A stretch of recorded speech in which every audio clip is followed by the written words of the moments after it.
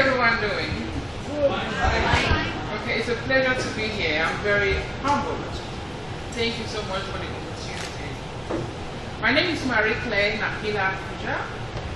I'm from Cameroon originally, but I'm a United States citizen by naturalization. I'm an empowerment and menstrual hygiene activist, and to help those in my community to overcome the taboos and stigmas they face, I created Kuja Pass Initiative. Why? Because many girls in my community skip school because they don't have the proper products to use when they have their periods. Our project, I travel around the world, but I don't travel in my capacity as a nurse. I travel in my capacity as a menstrual hygiene activist.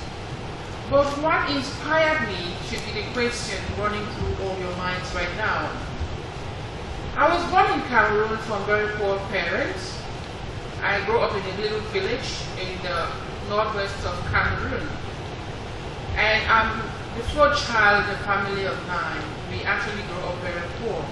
My parents had no education, but they were so kind to give all of us education. But at the very tender age of 13, I got pregnant.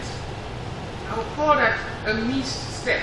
Not a mistake, because I have a very handsome and very intelligent son, so I won't call it a mistake anymore. However, in my community at that time, when you commit that kind of mistake, it's a taboo to have a child as a teenager and out of wedlock.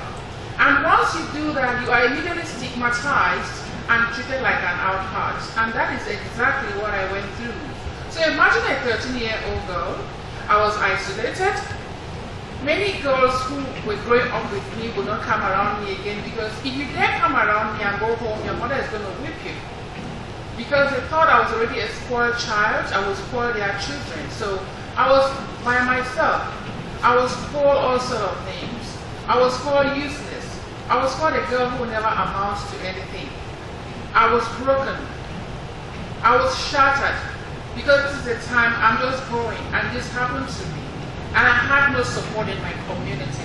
My community was not merciful, they turned their backs against me. However, I had my parents who understood the meaning of forgiveness. They were able to reach down into the trash can and pick up all those broken pieces of me, piece them up together and make me whole again. And they did this by continuously supporting me morally. By sending me to school, which was a very real opportunity. Why? Because in my community, girls at 13 are getting ready to be given away to older men for marriage. Then my family saw a potential in me and instead sent me to school even after I had fallen the first time. And when I went to school, I was bullied a lot. Many girls against it did not want to be friends with me. You know, I have done something that was not very chic. So girls would be in their groups. I could not be in a group with any girl. If anything was wrong in the dormitory, everyone would team up and say I was the one that did it because I had no voice.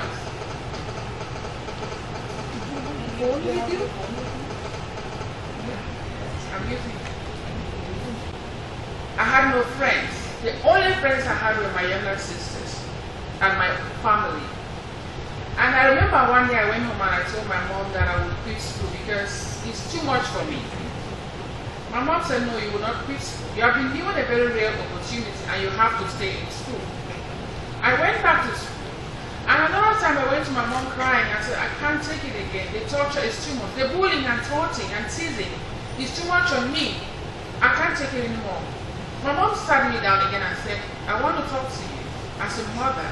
I had no education. But you have had education now.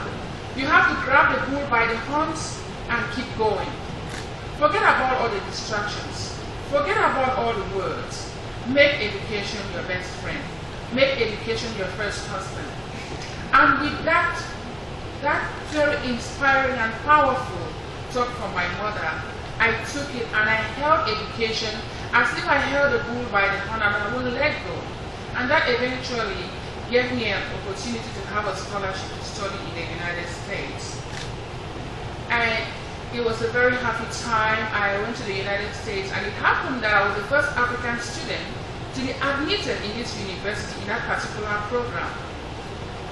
And I should be happy. I thought I was happy, but one of my school directors saw something different and called me in an office and asked me if everything was okay, because they were really treating me very well. There was so much love as compared to the community where I was coming from, where I was being isolated.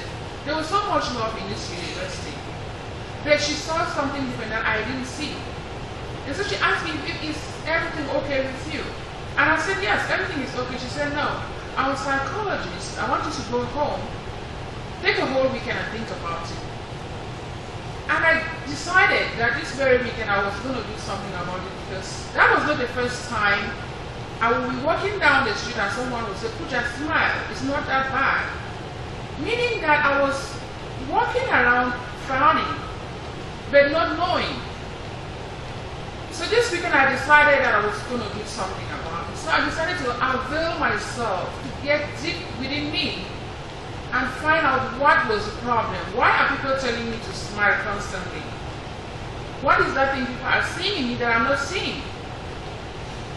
I'm a Christian, and at this time I really decided to pray over it. So I had this quiet time with myself and with God, and this very weekend I got it. All those words that were thrown at me when I was a child, all those labels that were thrown at me when I was a child, all those bad names, I was carrying them along with me. I was bearing grudges from my childhood and carrying them along with me. I was carrying a very heavy baggage, and it was following me and not letting me be the person I came on earth to be. I got it. And then it was my responsibility now, the responsibility at this time, to eat it, to sit on it, or to get over it. And I decided to get over it. And at this time, we were advised to keep journals as part of our program in the school. So I had a journal and started writing inside. And I was writing in that journal not because the school wanted us to write. I found a way of venting. I found a way of talking, of sending out all those things that were bundled within me. Why? Because I couldn't talk to people from my community, because those things are still taboo. I couldn't find anyone in my community. They wouldn't empathize with me. They would laugh at me because it's a taboo in my community. So I found writing in my journal very therapeutic, very inspirational. So many times when I was down and read from my journal, I felt like an angel was talking to me. My own words became an inspiration to me. I felt very uplifted whenever I read from my own words. And I thought it was very profound. And a very defining moment came when a friend visited me one day and picked up my journal and read from it and cried the whole time. And I asked her, why did you read my journal and cry? Don't feel sorry for me. This is a time I'm trying to let go of my past. So don't read my journal and feel sorry for me. She said, no, I'm crying for me because everything I read in that journal, I can relate to that. That was very powerful because at this time I knew I was not alone. I knew that even though pain is very subjective, many people go through the kind of things I went through. So I encouraged her to open up, and she opened up. She's from South Africa, and she was raped at the age of 12 and got pregnant and was ostracized completely from her community. And then she went into another state in South Africa and became a babysitter, and the family was so kind and sent her for studies in the United States. And so she also had carried this pain with her. She had carried all this unforgiveness along with her. So after talking with her, I became that one who was telling her, you can let go. And it became very magical because she was able to let go. And the chain continued, and I realized that even while I'm at work, I was able to tell women to let go. Women will come to me for problems. I was able to tell them, you can let go, you can forgive. Why? Because during this time I read so many books. In those solitary times, in those quiet moments, I found reading very therapeutic. And I've read so many quotes by top world leaders, especially people like Nelson Mandela, who said, An unforgiving person is like that person who drinks a bottle of acid and sit on a rocking chair, rocking themselves to death and thinking that the people who hurt them are the ones to die when they are the ones killing themselves. When you don't forgive, you are killing your own self. But when you forgive, you do your own self a favor. So I came to I started realizing all of these things. And the more I realized them, the more I let go of my past. And I continued to write. And many people advised me, Kuja, you have a gift of writing. And I didn't know what it meant at that time to write a book, because many people said you could write a book. So one day I did something. I printed most of those articles I was writing and took them to my job and dropped them by the nurse's station without a name on it. And that hospital I was working for, they have women there from all over the world. So I wanted to see how women from different parts of the world would relate to those things I wrote. Many of them picked up those articles and read. And they thought at that time that the hospital chaplain had dropped those articles there because he brought articles every Monday for nurses. They didn't know it was me because there was no name on it. They really believed it was a chaplain. And the next day when I came to work, everyone was talking about it. And for some reason the chaplain came to drop his own articles. And they were like, "Chaplain, thank you so much. The articles were great." And he said, "I'm not bought articles for 2 weeks. This is the first articles I'm bringing in 2 weeks." So many women showed him the articles they were talking about. He said, no, he didn't write the articles. Fortunately, there was a girl who saw when I was leaving those articles there, and she told them that Kuja dropped those articles there. And everyone was so shocked that if you could write this, you don't have to be here working. You have to be out there helping so many women who are stuck in the shackles of darkness. And that also was very magical. Many things that are happening that made me to realize that I was not that person. I was not that useless person that people called me. I was not that very evil person that people called me because I had a child. But I was a blessing and a change maker. At this time, I was really inspired to write that book, because every time, everywhere, if I was in the train or in the bus or in class, I felt like writing something to inspire someone. I became very empowered to help other people. And being an unpopular person in the United States, I didn't know how to write a book. But I continued to research, and I found a friend who told me that since I don't have an existing platform, I could start writing magazines for local newspapers. So I found a way, and I got some local newspapers and online magazines and started writing articles on women empowerment. And again, it was profound because many women that got hold of those articles were inspired. And this was in 2004. And I continued to nurture this dream. I continued to write. Even though I met so many hurdles, so many discouragements from people, I continued to write. I was determined to turn my scars into stars. I was determined to right my wrongs. I realized at this time that I was made to empower other people. And there's no way you can empower someone and stay unempowered. During all this time when I started counseling and mentoring women, I felt so uplifted. I felt so empowered, and that gave me the energy to keep going. I had many friends. I was so excited. I said, "Oh my God, I found my purpose." And my purpose is to inspire women, is to write self-esteem books to help women. And again, they laughed at me. They told me I was not a celebrity. Nobody's going to read my story. Okay, so after all these discouragements, I decided to keep it a secret. So I wrote my books as a secret for a long time, for many years, without saying it to anyone, because I was the one that knew I have a gift inside of me. I was the one that I heard that call. None of them heard that call. I was the one who knew I had a passion for women empowerment, not them. So I decided at this time I would keep it inside of me and I wouldn't let go. In 2012, I hired editors, book cover designers, and illustrators, and my first book was published, the title called False Labels.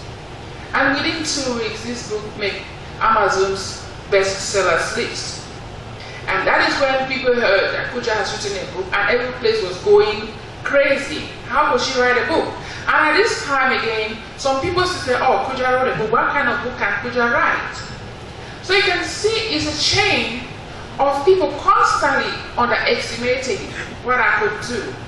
Why? Because I made that mistake from my childhood and had a child. So they didn't think anything good was going to come out of me.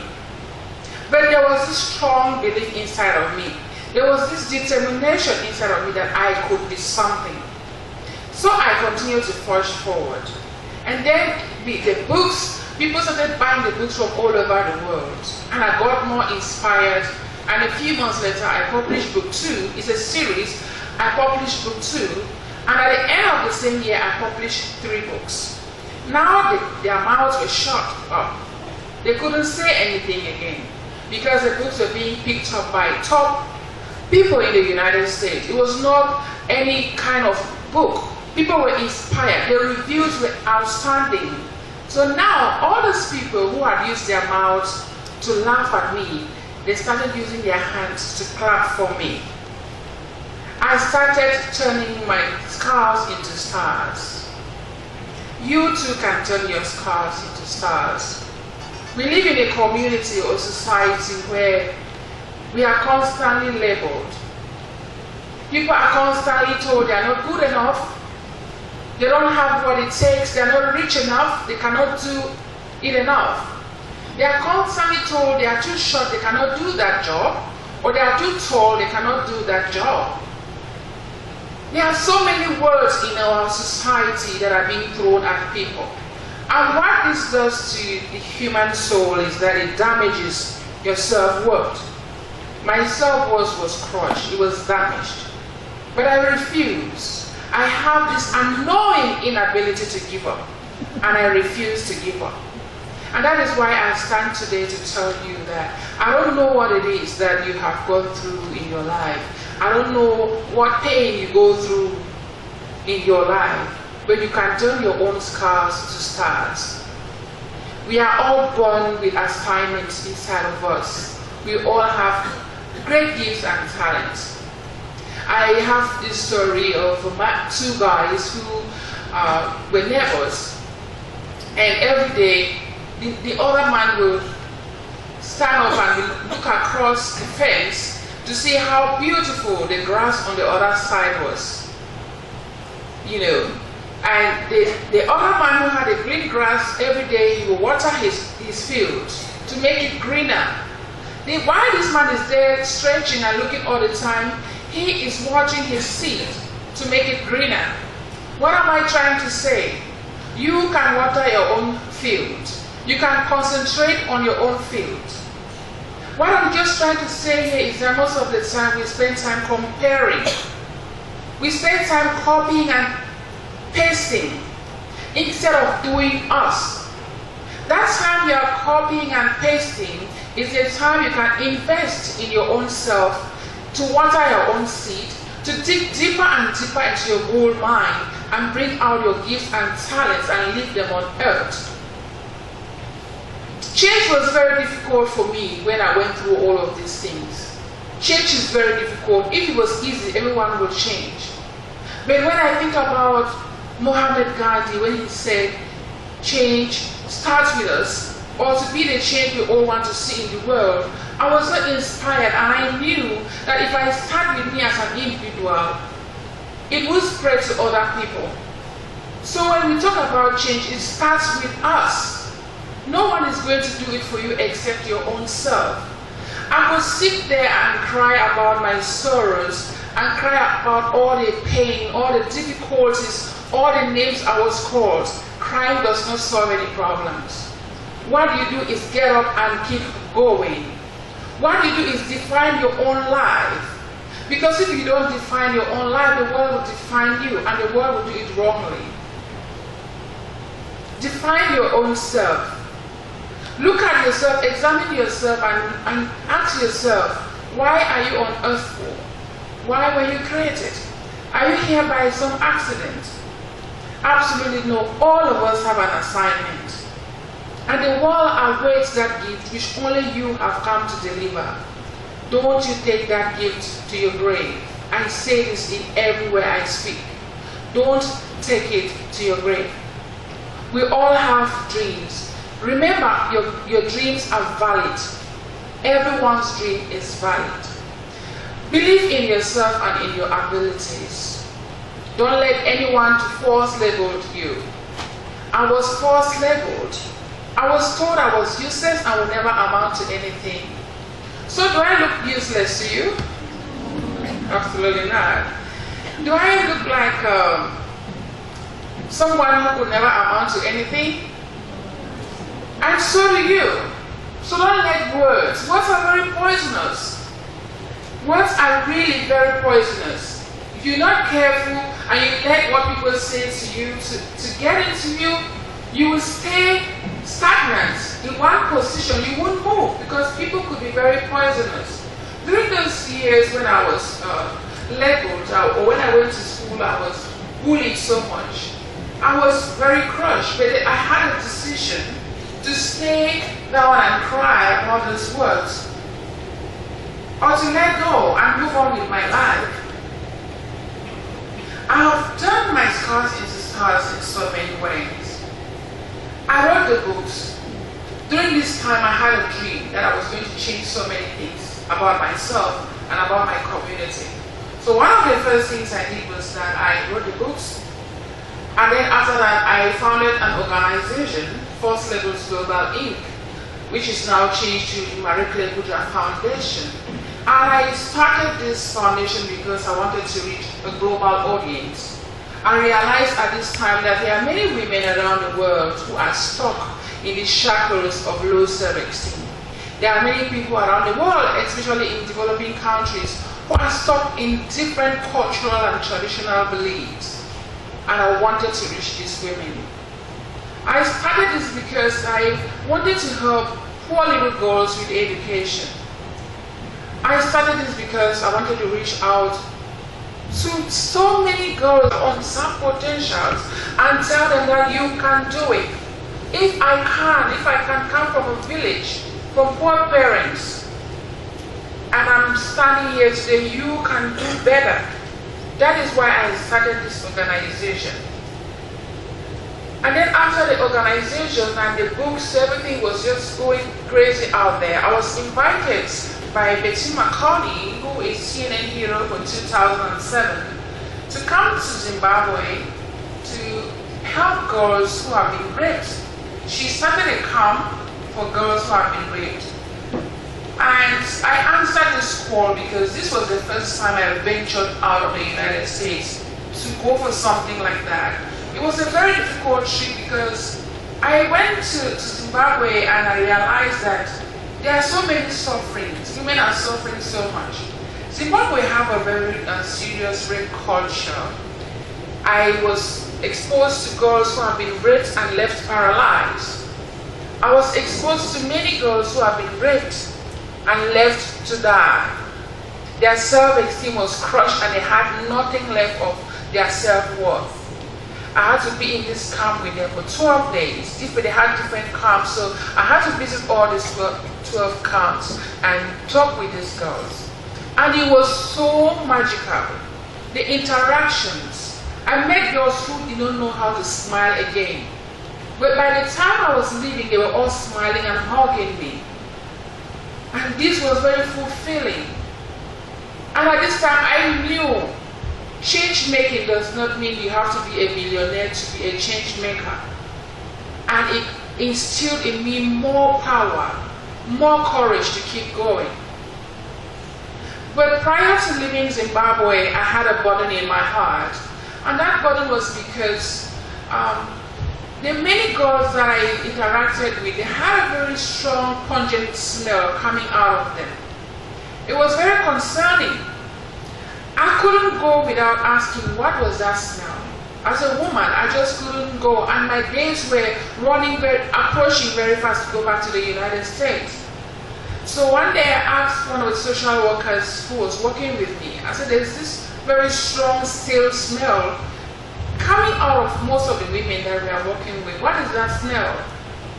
And she couldn't explain to me, and I helped her. I said, it smells like menstruation that has not been taken care of. Is that right? She said, yes. I said, but why? She said, because it's a taboo to talk about menstruation. Nobody talks about it. And there's no awareness, number one. There's no accessibility to menstrual products. And there is no affordability. They don't have the money to buy even the parts that are in the market.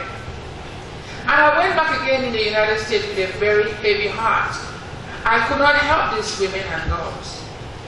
And in 2014, I visited isolated or denied to enter a place of worship like temples or churches. Women were being denied to sleep in the same bed with their husbands when they have their periods. Girls were isolated, especially in Muslim communities. For 3 days, they go and keep you in an isolated area until that is over. That should not be happening in the 21st century. So I went back again to the United States with a burden in my heart. So you can see there was something that kept coming in my face that I had to do something about it. So when I went back in 2015, I had enough of crying with these women. I wanted to do something to help them. I didn't want to be that change maker who only goes and looks at women and cry and empathize.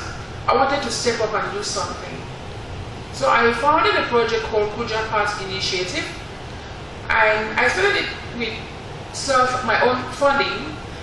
I'm not a very rich person, but I'm a nurse, and I think I'm very blessed. So I got a piggy bank and started putting some quarters, all my change I was putting in there. So this happened around my birthday because I really wanted to do something different for my birthday.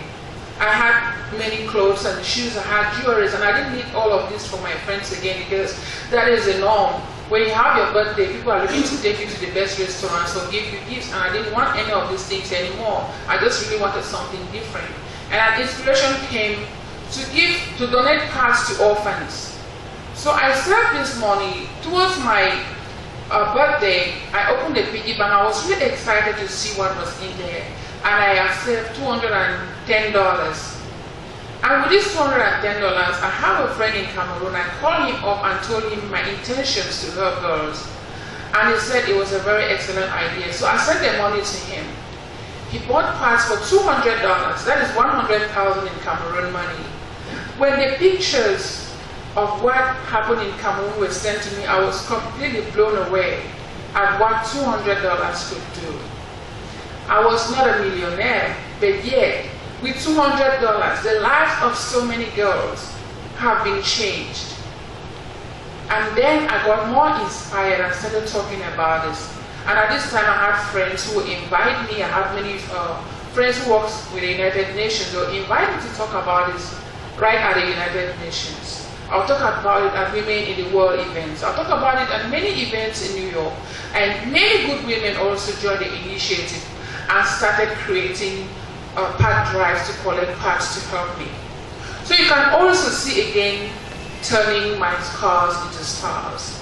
I grew up as a girl also who had no parts to use. I used pieces of cloths. If you had toilet tissue, there were many girls who had toilet tissue. If you had that, you were rich because you have to buy that. I never had that until I went to the US. Even when I had my child, I had a problem of not having parts. So I was so embarrassed. Even when I had my son, we went to the hospital and they asked for parts. My mother did not have parts. So growing up as a girl did not have this, and turning this into something that is helping other women is another way that I've been able to turn my scars into stars. Then I took all these parts from all these women and I went to Cameroon. But before I went to Cameroon, I did not want to have this just as donating parts to girls. I created a curriculum where I could go and have like empowerment workshop to teach girls on menstrual hygiene management. And so I went and I had a big team, and we went to so many schools, we met so many girls, we organized workshops, we teach them on menstrual hygiene management, and then we donated parts to them. And then when I left and went back to the US, the project, it went viral in Cameroon. Many schools, principals, students were writing and requesting that we come to the school with the project. But as something that I started as a self-funded project, it was difficult for me. And at this time, I'm really desperate. What do I do about it? I want to help, but what can I do? So, and at this time also, I wanted sustainability. But I wanted something, I wanted to have parts to keep going to the girls because it's a monthly issue. So I launched a project called 1 Million Parts for Progress with the hope of amassing 1 million parts to donate to all these girls while I look for sustainability. So by now we have collected more than 10,000 parts in less than 3 months, and the project continues to go. However, I'm in India today because my friends at the United Nations, they joined me to research sustainable ways of providing girls with pads. The first link I had one morning was a link from Indian menstrual man, Mr. Murunga, and that was so fascinating what he's doing down here in India. And a few days later, the same person sent me another link to Madame Swati's website and what she's doing here. She has simplified Mr. Murunga's mission to make it easier for women. And when I read this project, I said, this is what I have been looking for years. I finally got it. Because the pads are beautiful. They are so comfortable. They provide girls with access to pads. They provide affordability. She has an awareness project. And the women who make these pads are poor women who will otherwise go without a source of income. But this whole project will be providing that. So it's a project that has so many facets around it. And I said, I got it. Finally, I got what I wanted. So I'm here again to replicate this project in Cameroon and set up units in Cameroon, which will help the poor women and girls of Cameroon. Girls will be able to stay in school instead of skip school. Girls will be able to go to school instead of being sent into early or forced marriages. Girls will be able to use these pads and get into churches or temples without being considered dirty. And poor women will have a source of livelihood. So I have turned my scars into stars in so many ways. And also I created a conference last year. The first year we had, I was just doing this because I want to continue to live that legacy which I feel deep inside of me that I'm on earth here to live. So I created this conference and I was surprised at the dimension it was taking. People were writing to me from all over the world to volunteer as speakers because I am still the sole sponsor of the conference. But I was so fascinated at how people wrote to me from different parts of the world to travel to Cameroon to speak in this conference. So the first year was last year, and this year we are entering our second edition. We are expecting more than 1,000 participants. We already have speakers from Switzerland, from France, from 4 from the United States. This is so fascinating. And all of this stems from that place of courage and determination. Why I say all of this is because you have it within you.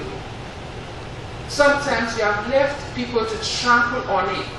But I'm here to tell you that if I'm coming from a little village in the northwest region of Cameroon, you here, you can do better as change makers. If I'm standing right in front of you, I've gone through so many things that standing here and talking about it, we can take today and tomorrow and it won't be over. But if I can be able to let go of that past and stand here, you can do better than that. And so I'll leave you with this small story. When I started working as a nurse, I was working in a nursing home. Nursing home is the place where they keep senior citizens. Many places, many homes in America do not live with senior citizens. Sad enough, but it's true. Unlike, I think, we live with our parents at home, but they keep their parents in nursing homes. So I went to work one day, and there was this senior citizen who was very angry and saying words out there. He was not my patient. I was working on a different unit, but I had gone to that unit to see another nurse. So when I went there, there were like 4 nurses trying to hold him down and give him a shower and give him medications. But he wouldn't. And I called him, he's blind, legally blind. And I called him by his name. I said, could you please take your medication? He said he wants that nurse, that voice. They should call that nurse with that voice to come over. And I went over and I talked to him. I said, it's okay to take your shower, you feel comfortable, and you eat something and you take your medication, okay? He said yes. So he took this medication, and everyone was looking at me with shock, because this is someone who does not take his showers, he doesn't want to, he does not take his medication. But I'm just coming in to do something else, and he didn't see me because he is blind, but he accepted me to take care of him. Then I went home and I was asking myself what happened. You know, I was also surprised as other people were surprised. The next day I went to work, and they told me that they changed me from my unit to that unit so I could take care of him. And I took care of him that day, and he accepted everything. But the third day was different. He refused. He didn't want to see me again. He said, I don't want to see you. I hate you. I hate everybody here. Then there was a word he kept saying, wasted life. I wasted my life. I wasted my life. I tried everything I could. I said, you don't love my voice again? I thought you loved my voice. He said, no, I hate your voice right now. I don't want to see you. You can go. I said, no. Then I tried to talk nice to him. I said, then you know how you try to make the voice nice again? He said, no, you can do anything, but I hate your voice right now. I don't need you. I said, okay, there's something wrong. I hear you mentioning, you saying a certain word, wasted life. What do you mean? Everyone gave up on him because it was just too much. We had other patients. I had 40 patients to give medications to. We had other things to do. But now he is acting that funny. I told the other nurses to go, I'll take care of it. So I tried to give him a dry shower, just with wash clothes, and make him comfortable, and ask the aides to help me take him to the rocking chair. They have those rocking chairs in the nursing homes where they put patients. So while he sat on the rocking chair, I pulled another chair and sat there and continued to ask him nicely. I said, could you share this story with me? It seems like a nice story. He said, which story? I said, you're saying something about wasted life. I'd like to hear what you're talking about. He said, okay, my daughter, since you insist, come closer. I pulled my chair closer to him. He said, I've wasted my life. I was a young and handsome man. I had so many gifts and talents, but I wasted them all. And now I'm in my twilight years. Twilight years are years of no return. You can't go forward, you cannot go behind. You can't do anything during those years. I have wasted my life. I had the opportunity. I was born in America, a land of milk and honey, but I never made use of it. I spent my life going after women and drugs. I spent my life in nightclubs doing things that were not relevant. I realized I had so many gifts and talents, but I didn't use them. And now I can't do anything about it. Now I'm weak and feeble. I cannot do anything about it.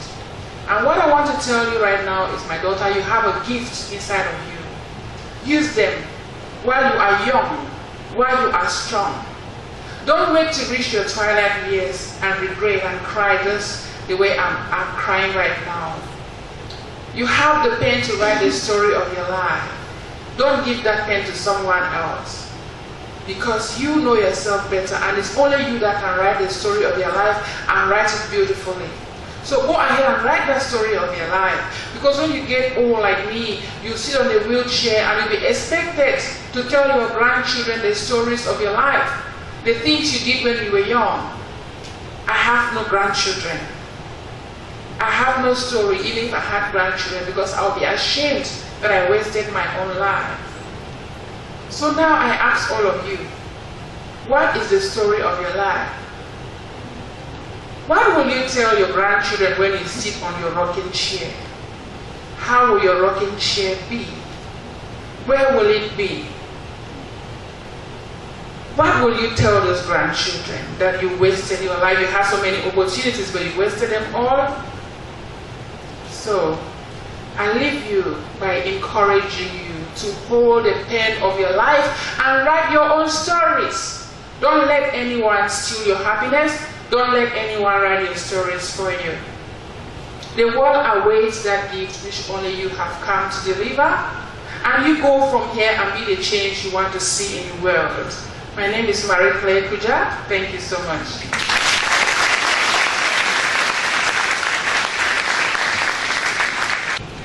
Comments, questions?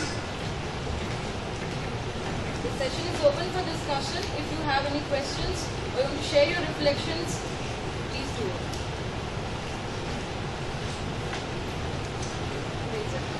Raise your hand. Raise your hand.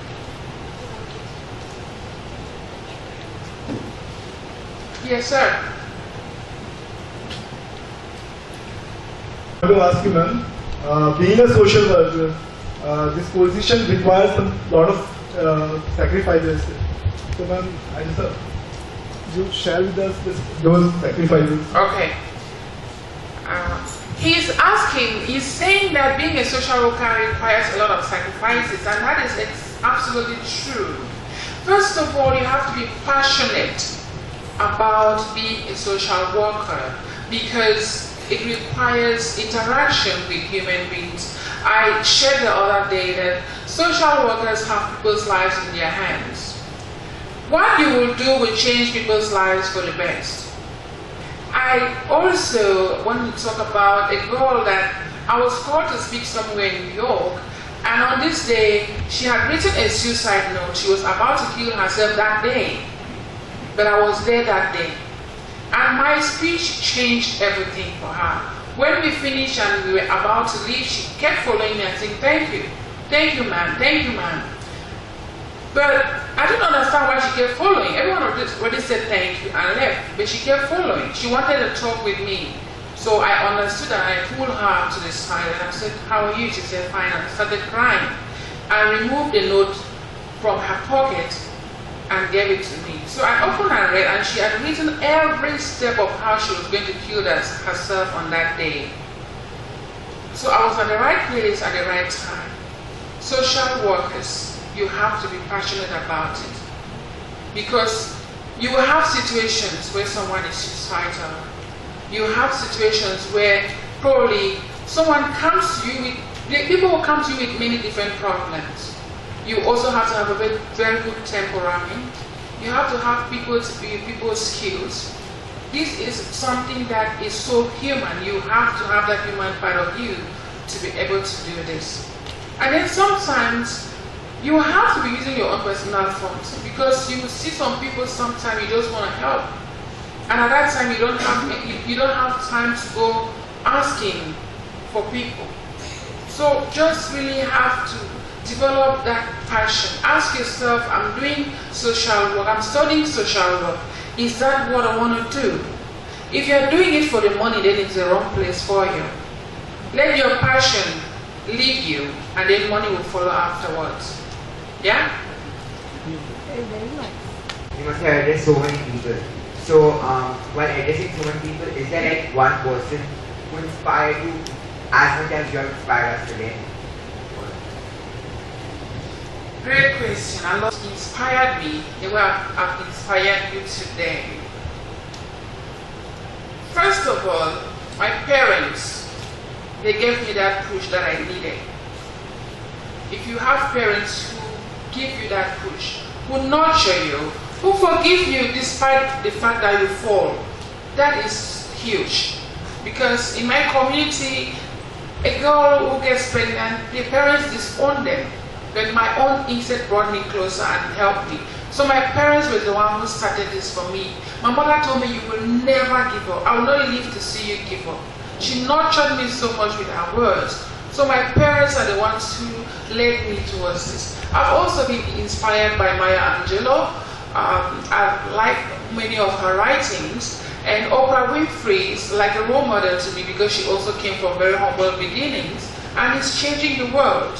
So these are some of the people who have inspired me. And then the girls that I work with, they inspire me so much because I have time to sit and hear their stories. I also have time to see those girls change from low self-esteem and start doing things. I have many people now, both boys and girls, who have been triggered by my workshops or by my speeches and have started their own foundations. That enough is very fulfilling. Thank you.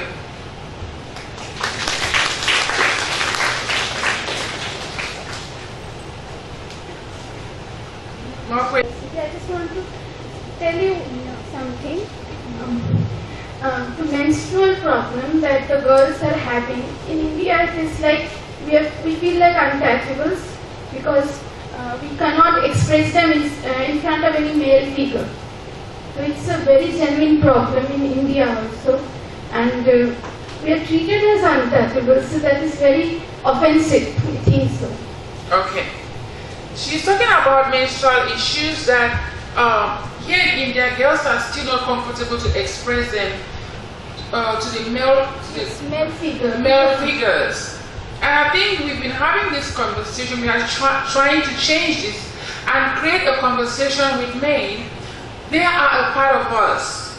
They have to. Menstruation is not supposed to be isolated.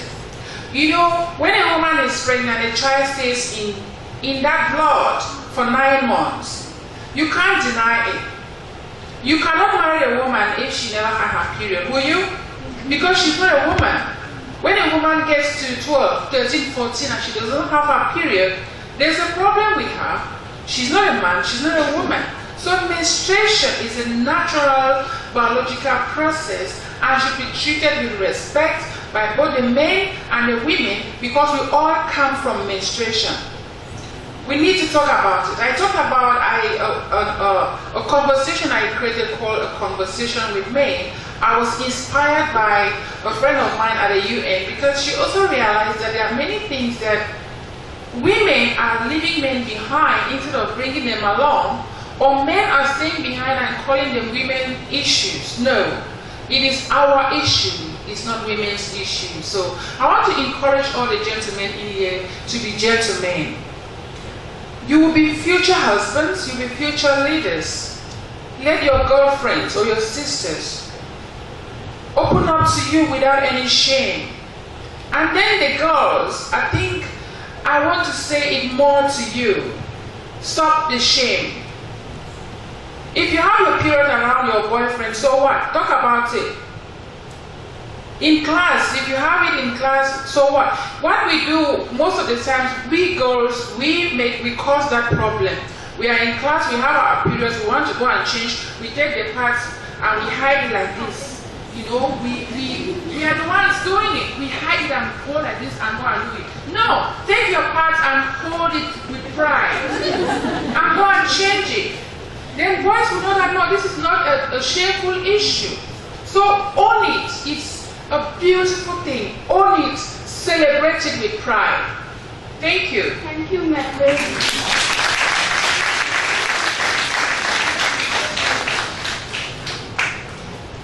For you, and you have a son, Yes. and I think he's very lucky to have you as a mother. How do you inspire him? Okay. 18 years, and my son was back home. But when his father died in a car accident, I had to bring him over. And when this guy came to be with me, no one had to tell him to wake up. He saw a woman who is a big hustler. My son told me, Mommy, there is no way, no, I have to be more than you. He couldn't believe that he saw, I'm this, I'm that, I'm doing so many things. So my son had to wake up. And we went to nursing school together. We were mother and son in the same class. If he had a 98 grade, I will have maybe 97. If he had 100, we were competing in class. My son and I were actually competing in class. So he just had to do something. He's very intelligent. He has been an honor student from the beginning of his education till now. He's a registered nurse with honors. He graduated with honors, and now he's going to nurse anesthesiology school because he wants to be a nurse anesthesiologist. And he's just 25 years old. I'm so proud of him. He calls me his hero, and I call him my hero because he is the best son you can ever ask for. And the reason I call my son my hero is because I had him when he was 6 months, when I was 6 months pregnant. And he was just like a little rat when I had him. And for him to have survived to be this man that he is today, I call him a hero.